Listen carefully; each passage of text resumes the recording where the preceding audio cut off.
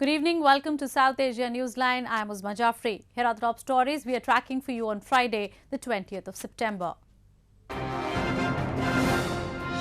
Indian Prime Minister meets Mongolian President in New Delhi. Pakistan misusing border with Afghanistan to facilitate terrorists, blame activists.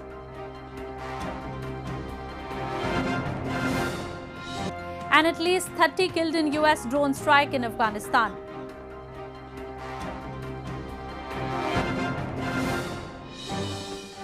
And now for all the details. Indian Prime Minister Narendra Modi met Mongolian President on Friday and held discussions of mutual interest. Both the leaders later jointly unveiled the statue of Lord Buddha at a monastery in Ulaanbaatar through video conferencing in New Delhi. Indian Prime Minister Narendra Modi on Friday met Mongolian President Khaltmagiin Batulga in capital New Delhi. Both the leaders also held discussions on a range of bilateral, regional and global issues aimed at boosting bilateral ties between India and Mongolia. Later, Prime Minister Modi and Mongolian President jointly unveiled a statue of Lord Buddha at Gaden Tegchiling Monastery in Ulaanbaatar gifted by India through a video conferencing in New Delhi. Modi had offered prayers at monastery during his visit to Mongolia in 2015 and announced the gift of a statue of Lord Buddha to the monastery, underlining the common Buddhist heritage and civilizational links between the two countries and the people. Mongolian President Batulga, who is on a 5-day state visit to India, also met Vice President M. Venkaiah Naidu and held talks of mutual interest. India's top envoy to the United Nations, Syed Akbaruddin, on Thursday said that India's engagement and outreach at the 74th session of United Nations General Assembly beginning next week is unprecedented. Addressing questions about Pakistan's purported plans of raising Kashmir issue, he said India will soar high if Pakistan stoops low. India's permanent representative to the United Nations, Ambassador Syed Akbaruddin, on Thursday said that India's engagement and outreach at the 74th session of the United Nations General Assembly, or UNGA, beginning next week is unprecedented. Briefing media at the Permanent Mission of India in New York, Akbaruddin gave important information about the agenda of UNGA and Prime Minister Narendra Modi's address at the UNGA. Asserting that India's stand on Jammu and Kashmir is very clear, Akbaruddin said India will soar high if Pakistan stoops low by raising the Kashmir issue at a high-level UNGA session. What you're telling me is that it will be more of the same, much more of the same from the side of one country. If that is so, what is our response? So, let me put it this way, that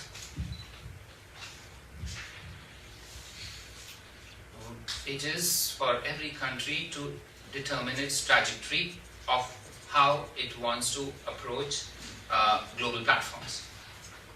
There may be some who stoop low. Our response to them is we soar high. They may stoop low, we soar high. Pakistan Prime Minister Imran Khan had earlier vowed to raise the Kashmir issue at the UNGA session in New York on September 27th. Prime Minister Modi is also scheduled to speak on the same day. Tensions between India and Pakistan escalated after New Delhi revoked Jammu and Kashmir's special status on August 5th. Since then, Pakistan has been trying to internationalize the Kashmir issue, but India has asserted that the abrogation of Article 370 was its internal matter.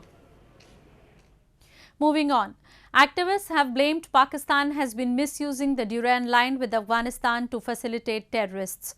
During an event in Geneva, the activists highlighted human rights violations in the Pashtun-dominated area and asked the international community to intervene.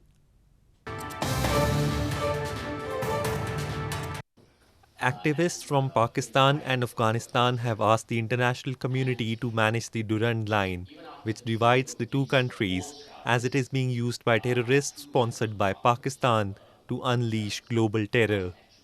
The concern was raised at an event in Geneva to discuss atrocities being inflicted on Pashtuns in Pakistan's federally administered tribal areas or FATA near the border with Afghanistan.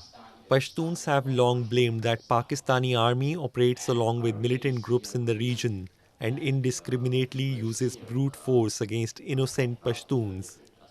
Pakistan is a sanctuary for terrorists, and they are sending through this Durand line the terrorists not only into Afghanistan but India also, and the whole world. Everybody knows where was Osama bin Laden, where was Mullah Omar, the Taliban leader, and even now the Ahsanullah Ahsan, the spokesperson of the Taliban, is residing in the cantonments of Pakistan Army. The Durand line, which is the border between the Afghanistan and Pakistan, has always been in turbulent situation. This area is crucial not only for India or just Afghanistan, but for the international world, because this is where basically a lot of terrorism takes an advantage to cross from one side to another side of the border and gets away with it. The colonial-era Durand Line border between Pakistan and Afghanistan was drawn up in 1893.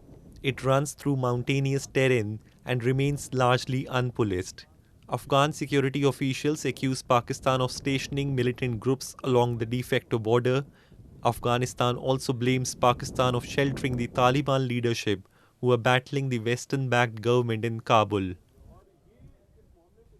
In news from Afghanistan, at least 30 civilians were killed in a US drone strike intended to hit an Islamic State hideout in Afghanistan. The attack also injured 40 people after accidentally targeting farmers and laborers.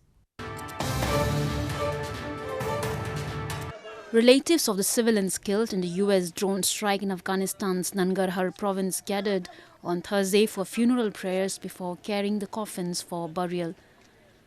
The US drone strike intended to hit an Islamic State hideout in the country killed at least 30 civilians resting after a day's labor in the fields.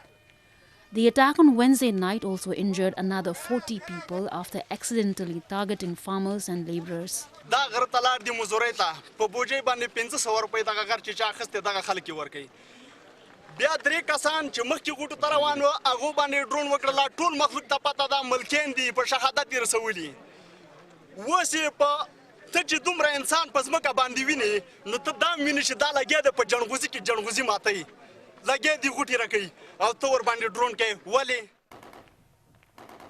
About 14,000 US troops are in Afghanistan, training and advising Afghan security forces and conducting counter-insurgency operation against Islamic State and the Taliban. The US estimates there are around 2,000 Islamic State fighters who first appeared in Afghanistan in 2014. In news from Nepal, Nepal on Friday marked the 4th anniversary of the constitution promulgated by an elected body. Nepal formally adopted the constitution in 2015 that took more than 7 years to complete following a decade of political infighting. Nepal on Friday marked the 4th anniversary of the constitution promulgated by an elected body. Nepal formally adopted a much-anticipated and long-delayed constitution on September 20, 2015 that took more than 7 years to complete following a decade of political infighting. However, disparity remains and opposition parties claim that works are not done as per the spirit of the constitution, with marginalized communities saying their demands continue to remain unaddressed. The Madhes-based parties continue to protest against the constitution, demanding for its amendment as they claim it bars them from taking over executive posts of the nation. Nepal's constitution that was promulgated through the Second Constituent Assembly is yet to get appraisal from Madhes-based parties. Nepal has issued permits to 260 mountaineers this autumn for climbing Mount Manaslu. The permit comes after Nepal witnessed death of 11 climbers while climbing Mount Everest this spring season.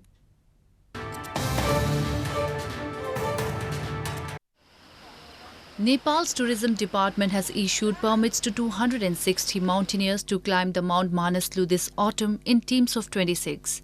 Head of the tourism department, Dandu Raj Gimere, on Thursday said the number of the climbers have increased by a quarter and will rise as climbers are still applying for permits to climb various mountains across the Himalayan nation.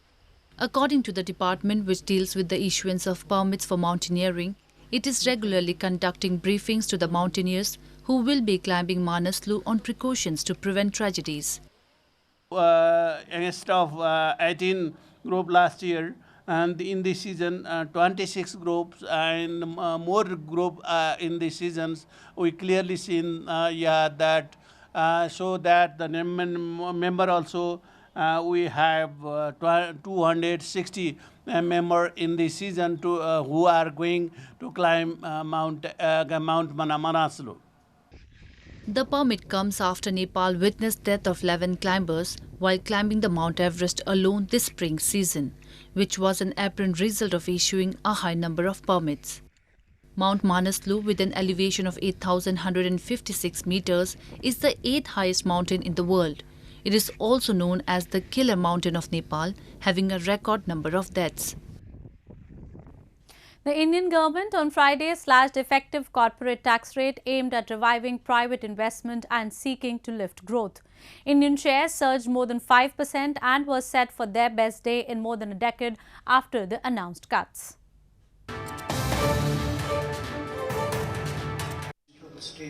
The Indian government on Friday slashed corporate taxes in a surprise $20.5 billion break aimed at reviving private investment, seeking to lift growth. Finance Minister Nirmala Sitharaman said that the effective corporate tax rate will be lowered to around 25% from 30%, which she said would be on par with Asian peers, an announcement that triggered a more than 3% jump in Indian shares. With effect from fiscal year 2019-20, which allows any domestic company an option to pay income tax at the rate of 22%, subject to condition that they will not avail any exemptions or incentives. The effective tax rate for these companies shall be 25.17%, inclusive of all surcharges and cess. Sitharaman lowered effective corporate tax further to 17% for domestic firms incorporated on or after October 1, with the condition that they begin production by March 2023. She said foreign firms that have Indian subsidiaries or joint venture partnerships with Indian companies can also get the lowered corporate tax rates. Around 9 countries from across the globe participated in the 5th edition of the International Ramayana Festival in Indian capital New Delhi this week. Participants at the event showcased different versions of the Ramayana, an epic of ancient India.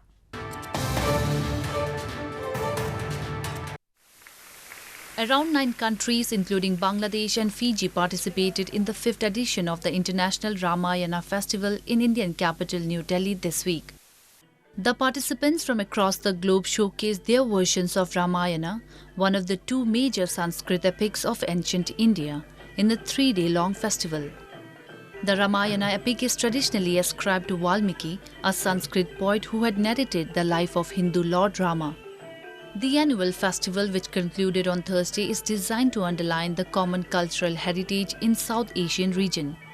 Last year in January, India hosted the Ramayana festival in coordination with ASEAN countries. Well, that's the way it was in South Asia this evening. Before we conclude, the top stories once again. Indian Prime Minister meets Mongolian President in New Delhi.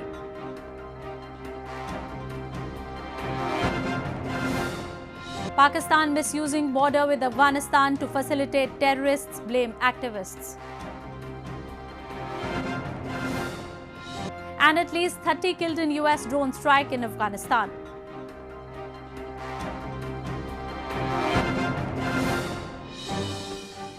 Now our viewers can watch the show on SouthAsiaNewsline.com. You can also visit us on Facebook.com/SAsiaNewsline and follow us on Twitter @SAsiaNewsline. That's all in tonight's edition. We will see you same time next week. Have a great weekend. Good night.